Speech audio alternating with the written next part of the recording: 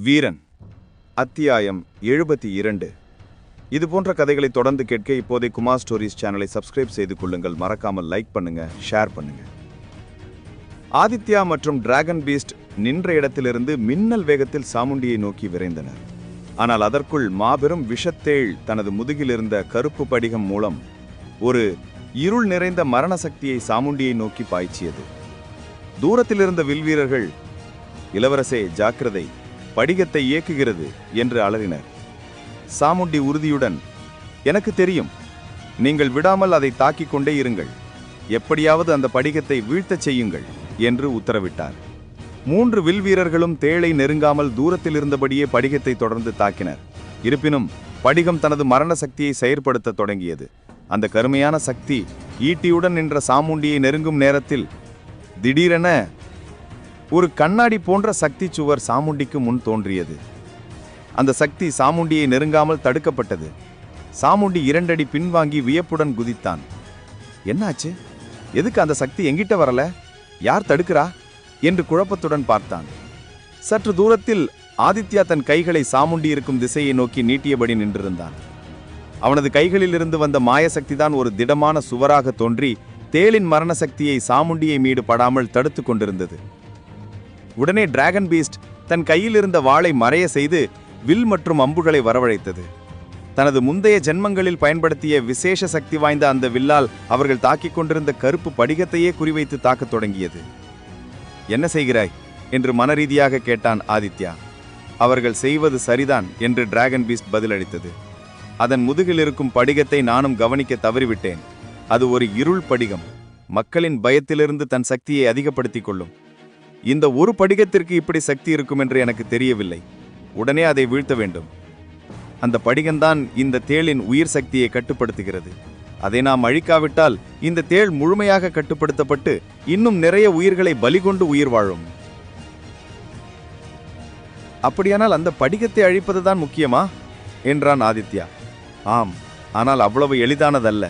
நீ மற்றவர்களை காப்பாற்று. அந்த தேளின் கவனத்தை திசை திருப்பு. மற்றதை நான் பார்த்துக் கொள்கிறேன் என்று கூறி டிராகன் பீஸ்ட் தன் கையில் இருந்த வில்லிலிருந்து அம்புகளை சரமாரியாக தேளின் முதுகில் இருக்கும் படிகத்தின் மீது எய்து கொண்டே இருந்தது.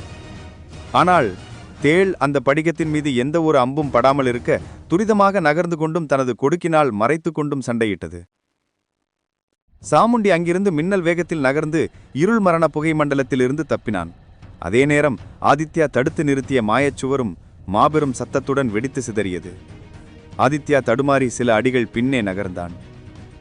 எவ்வளவு சக்தி வாய்ந்த மிருகம் என்றவன் தனது கையில் கடவுளை கொல்லும் ஆயுதத்தை சுழற்சி கொண்டே தேளின் அருகில் சீறினான். தேளின் மாபெரும் 2 கரங்களும் அதற்கு பாதுகாப்பு கவசமாக இருந்தன. அந்த சொல்லப்படாத கரங்கள் 2ம் மாபெரும் எதிர்ப்பு சக்திகளை கொண்டதாக தோன்றின. ஆதித்யா தனது ஈட்டியால் அதை தாக்க தேள் அதை தனது புஜங்களால் தடுத்தது. மற்றொரு புறத்திலிருந்து சாமுண்டியும் தாக்கினான். 2 தாக்குதல்களையும் தேள் தடுத்து நிறுத்தி இருவரையும் தூக்கி பின்னே வீசியது. இருவரும் சிறிது பின்னோக்கி நகர்ந்து முட்டிக்கொண்டே முன்னே இருந்த தேளை ஆவேசத்துடன் பார்த்து கொண்டிருந்தனர். நீ யார்? ஏன் எனக்கு உதவி வந்தாய் என்று சாமுண்டி குழப்பத்துடன் கேட்டான். ஆதித்யா தனது ஆயுதத்தை இறுக்கி பிடித்தவாறே, அதெல்லாம் அப்புறம் பேசலாம், முதலில் இந்த மிருகத்தை கொன்று முடிக்கலாம் என்று உறுதியுடன் கூறினான். உடனே ஓனான் அரக்கன், சரி, நீ அப்படியானால் அதோ அதோ கவனத்தை திசை திருப்பு, மற்றதை நான் பார்த்துக் கொள்கிறேன் என்று கூறி சாமுண்டி திடீரென அந்த இடத்திலிருந்து மறைந்தான். ஆதித்யாவுக்கு பெரிய ஆச்சரியம். என்னாச்சு? எங்கே போனான் இவன் என்று நினைத்தபோது சாமுண்டியின் குரல் மட்டும் கேட்டது. எங்களை பற்றி உனக்கு எதுவும் தெரியாது போல இருக்கிறது. இவ்வளவு ஆச்சரியப்படுகிறாய். அப்புறம் ஆச்சரியப்படலாம். தேளின் கவனத்தை திசை திருப்பு. அது என்னை தொடர்ந்து பார்க்க முடியாது. என்னால் இதிலிருந்து சிறிதளவு மட்டுமே அதை ஏமாற்ற முடியும். அந்த சக்தியை வைத்து நான் எப்படியாவது அந்த கருப்பு படிகத்தின் அருகில் நெருங்கி விடுகிறேன் என்று கூறி அவன் வேறொரு திசையாக சிறிது ஓடத் தொடங்கினான். தேள் அவன் போகும் திசையில் தனது மாபெரும் கொடுக்கை நீட்டி அவனை குத்தியது. ஆனால் கண்ணுக்கு தெரியாமல் குனிந்து நிமிர்ந்து அந்த தேள்வாளின் கொடுக்கிலிருந்து அவன் தப்பினான். அப்போது ஆதித்யா தன் கையில் ஒரு சிவப்பு நிற கப்பியை வரவழைத்தவன் தன் முன்னே நின்ற தேளின் வாயிலேயே அதை செலுத்தினான். அது வேகமாக பறந்து சென்று தேளின் வாயில் குத்த திடீரென அந்த தேள் மாபெரும் சத்தத்துடன் ஆதித்யாவை பார்த்து கர்ஜித்தது. அடடா, கோபப்படுத்திட்டனா என்று ஆதித்யா சிரித்தவாறே தன் கையில் இருந்த கடவுளை கொல்லும் ஆயுதத்தை சுழற்சி கொண்டே தேளிடம் மீண்டும் சென்று தாக்கினான். ஆதித்யாவை சற்றும் எதிர்பார்க்காத வண்ணம் கண்ணிமைக்கும் நேரத்தில் அந்த தேள் தான் இருக்கும் இடத்திலிருந்து நகர்ந்து ஆதித்யாவை வந்து வேகமாக மோதியது. இதை சற்றும் எதிர்பார்க்காத ஆதித்யா அடச்ச என்று கூறுவதற்குள் அது இவன் மீது மோதி இவனை தூக்கி எறிந்தது. ஆதித்யா பலமாக தாக்கப்பட்டது போல் பின்னே இருந்த ஒரு மாபெரும் பாறையில் மோதி கீழே விழுந்தான். இதற்கு இந்த அளவுக்கு நகரும் சக்தி இருக்கிறதா? இவ்வளவு நேரம் இதை வெளிப்படுத்தவே இல்லையே என்று ஆதித்யா வியந்தான். அப்போது அம்பு எய்து கொண்டிருந்த ஒரு அரக்க வீரன், இளவரசே, அது படிகத்தை பயன்படுத்த ஆரம்பித்து விட்டது. சீக்கிரமாக அதை உடைக்க வேண்டும். உடனே அந்த படிகத்தை அழிக்காவிட்டால் இந்த மிருகம் இங்கிருந்து தப்பித்துவிடும் என்றான் பதற்றத்துடன். அதற்குள் ஓணான் தலைவன் சாமுண்டி மீண்டும் தனது கையில் இருந்த சாதாரண ஈட்டியால் அந்த தேளின் பின்புற கொடுக்கை குத்தினான். ஆனால் அவன் கையில் இருந்த ஆயுதம் அந்த அளவுக்கு சக்தி வாய்ந்ததாக இல்லாததால் அது கொடுக்கை சிறிதளவு மட்டுமே காயப்படுத்தியது. அது மீண்டும் தனது கொடுக்கினால் சாமுண்டியை தாக்க வர இதை பார்த்த ஆதித்யா தரையிலிருந்து எகிரி எழுந்து தன் கையில் இருந்த கடவுளை கொள்ளும் ஈட்டியை வேகமாக அந்த கொடுக்கின் பாதையை நோக்கி எறிந்தான். அது சரியாக சாமுண்டியை தாக்க வரும் நேரத்தில் திடீரென அந்த கொடுக்கில் பாதிக்கும் மேலுள்ள இடம் வெட்டப்பட்டது. ஆதித்யாவின் கையிலிருந்து சென்ற ஈட்டி அதை குத்தி கீறி தரையோடு தரையாக வெட்டி வீழ்த்தியது. இதை பார்த்த அந்த தேள் மாபெரும் கர்ஜனை சத்தத்தை வெளியிட்டது. அது உடனே தனது வாய்க்குள் சில கருப்பு நிற விசை எச்சல் துளிகளை வரவழைத்து ஆதித்யாவை இருக்கும் இடத்தை நோக்கி துப்பத் தொடங்கியது. ஆதித்யாவை மட்டும் குறிவைக்காமல் அங்கிருக்கும் அனைவரின் மீதும் துப்பத் தொடங்கியது. அதை பார்த்த சாமுண்டி மறைந்து கொள்ளுங்கள் என்று கத்திக்கொண்டே ஓடி ஒரு பாறைக்கு பின் மறைந்தான். அப்போது அந்த கொடுக்கில் குத்தப்பட்டு இறந்த நிலையில் இருந்த ஒரு அரக்கன் மீது அது துப்பிய கருப்பு எச்சில் பட்டவுடன் அவனது உடல் அப்படியே காற்றில் கரைவது போல் மாயமாய் மறைந்தது. என்ன ஒரு விஷம்! இப்படிப்பட்ட விஷமா என்று தூரத்தில் ஒளிந்திருந்த இரு அரக்கர்களும் வியப்புடன் பார்த்தனர். ஆதித்யாவும் தன் மீது துப்பிய தாக்குதலிலிருந்து தப்ப அங்கும் இங்கும் நகர்ந்து தப்பித்து கொண்டே இருந்தான். ஏனெனில் ஆதித்யா சென்று விழுந்ததில் அனைத்து பாறைகளும் நொறுங்கி தூள் தூளாகிவிட்டன. மறைந்து கொள்ள அவனுக்கு அங்கே எதுவும் இருக்கவில்லை. மற்ற வீரர்களை பாதுகாக்கும் விதமாக டிராகன் பீஸ்ட் தனது கவசத்தின் மூலம் ஒரு கேடயத்தை வரவழைத்து தன் முன் காட்டியது. டிராகனின் செதில் மிகவும் சக்தி வாய்ந்தது என்பதால் அதில் தேளின் விஷத்தின் பாதிப்பு எதுவும் ஏற்படவில்லை.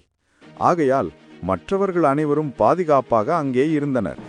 இருப்பினும் மிகவும் ஆக்ரோஷத்துடன் அந்த தேள் ஆதித்யா மற்றும் சாமுண்டி மீது தாக்குதல் நடத்தி கொண்டே இருந்தது.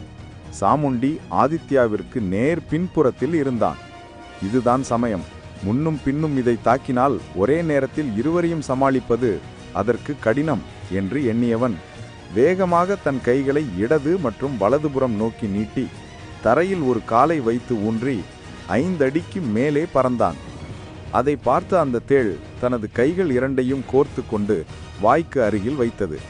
ஏதோ ஒரு சக்தி உருவாவது போல் அதிர்வுகள் தோன்ற தேளின் வாய்க்கு முன்னால் ஒரு வெள்ளை நிற மின்னல் சக்தி உருவானது. ஆதித்யா தனது கண்களுக்கு முன் கைகளை நீட்டி ஒரு மந்திர வார்த்தையை உச்சரித்து தன் கைகளை இடது மற்றும் வலதுபுறமாக சுழற்றினான். ஆதித்யாவின் பின்புறம் ஆங்காங்கே சிறு சிறு புள்ளிகளாக தங்க நிற சக்திகள் தோன்றின. சிறிது சிறிதாக அவை வெளிப்பட்டு ஆதித்யாவின் பின்னால் பல கத்திகளாக உருவானது. இதை பார்த்து சாமுண்டி சிறிது ஆச்சரியமாக என்ன நடக்கிறது என்று பிரமிப்புடன் பார்த்தான். தன் கைகளை மேலே உயர்த்தி ஆதித்யா அந்த விஷத்தேளை பார்த்தவாறு, இதோடு உன் கலையை முடிக்கிறேன் என்று கூறி 100 வீட்டு தாக்குதல் என்று கர்ஜிக்கும் குரலில் கத்தினான். அதே நேரம் தரையில் இருந்த அந்த விஷத்தேள் தன் அடக்கி வைத்திருந்த மின்னல் சக்தியை ஆதித்யாவை நோக்கி அனுப்பியது. ஆதித்யா கைகளை தாழ்த்த ஆதித்யாவின் பின்னாலிருந்து வந்த அந்த தங்க நிற சக்தி கத்திகள் அனைத்தும் அந்த மின்னல் சக்தியில் மோதி வெடித்தன. பந்து போன்று உருவாகிய ஆதித்யாவை நோக்கி வந்த சக்தியை தடுத்தன. ஆனால் அதையும் தாண்டி விஷத்தேளை நோக்கி செல்லவில்லை. ஆதித்யா அப்போது, என்ன பார்க்கிறாய், உடனே அந்த கல்லை அழி என்றான். எவ்வளவு நேரம் அங்கே நடக்கும் சண்டையை பிரமிப்புடன் பார்த்து கொண்டிருந்த சாமுண்டி திடீரென சுயநினைவுக்கு வந்தவனாக தான் குத்தியிருந்த வெட்டப்பட்ட கொடுக்கிலிருந்து தனது ஈட்டியை எடுத்தான். சாமுண்டி வேகமாக தரையிலிருந்து எம்பி தேளின் முதுகில் கால் வைக்கும் தருவாயில் திடீரென அந்த கருப்பு படிகம் சக்தியை சிதறவிட்டது. அது அலை அலையாக வருவது போல் சக்தி வெளியேற கால் வைக்க சென்றவன் அப்படியே அந்தரத்திலேயே நின்றான். ஒரு நொடி அந்த தேள் தான் இருந்த இடத்தில் மறைந்தது. மீண்டும் ஆதித்யாவின் தலைக்கு மேல் தோன்றியது. இடம் மாறும் சக்தியா என்று யோசிப்பதற்குள் தேள் ஆதித்யாவின் அருகில் வந்துவிட்டது. அப்போது ஆதித்யாவை சற்றும் எதிர்பாராத வண்ணம் மாபெரும் கர்ஜனை குரல் திடீரென அங்கு தோன்றியது. ஆதித்யாவும் 6 அடி உயரத்திலிருந்து தரையில் வந்து பொத்தென விழுந்தான். விழுந்து தலை நிமிர்ந்து பார்க்கும்போது தேழின் உடல் 2 பாதியாக கிடந்தது. இரத்தம் சொட்டிய நிலையில் கிட்டத்தட்ட 6 அடி உயரத்தில் ஒரு மிருகம் அங்கே நின்றது. அதுதான் யாழி. ஒரே வாயில் தேழி 2 துண்டாக வெட்டி வீசியிருந்தது. ஆதித்யாவிற்கு அதிர்ச்சி. அந்த தேழின் விஷம் யாழியை ஏதேனும் செய்துவிடுமோ என்று. ஆனால் யாழிக்கு கிடைத்த உந்துதல் சக்தியால் அதிடம் எந்த ஒரு விஷயமும் வேலை செய்யவில்லை. அதே நேரம் அது கர்ஜிக்கும் குரலில் வானத்தை பார்த்து ஒரு சத்தத்தை விட்டது. அதை பார்த்த சாமுண்டியும் அவனது அரக்க வீரர்களும் முயற்சி எடுக்கும் முன்பு